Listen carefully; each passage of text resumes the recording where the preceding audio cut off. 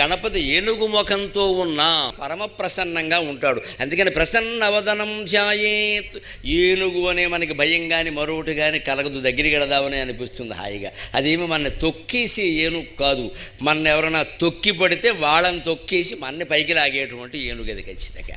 నా భక్తుడు సంగతి నేను చూసుకుంటాను రాని ప్రతిజ్ఞ చేసేటువంటి ఏనుగు. ఇది ప్రసన్నవదనం. అంతేకాదు పూజ చేసినా ఏం చేసినా దయచేసి ఒక్కటి గుర్తుపెట్టుకోండి, మనం ప్రసన్నవదనంతో ఉండాలి. ఆ పూజ ప్రసన్నంగా చెయ్యాలి. మనం కోపంతో తాపంతో కక్షతో ఎవడి మీదో ఏదో చేసేద్దాం, వాడికి ఏదో చేసేలా చెయ్యాలని పూజలు చేయకూడదు. రెండోది, అవి ఏమీ లేకపోయినా కొందరు ఎలా ఉంటారంటే ఆందోళన చెందిన మనసుతో పూజ చేస్తారు. మనస్సులో ఏవో పెట్టుకున్న ఆలోచనలు అటువంటి ఉంటే దానికోసమే పొద్దున స్నానం చేయండి, మంచి బట్టలు కట్టుకోండి, అప్పుడు చేయండి, కాస్త తొలగిపోతాయి అటువంటివన్నీ కూడా.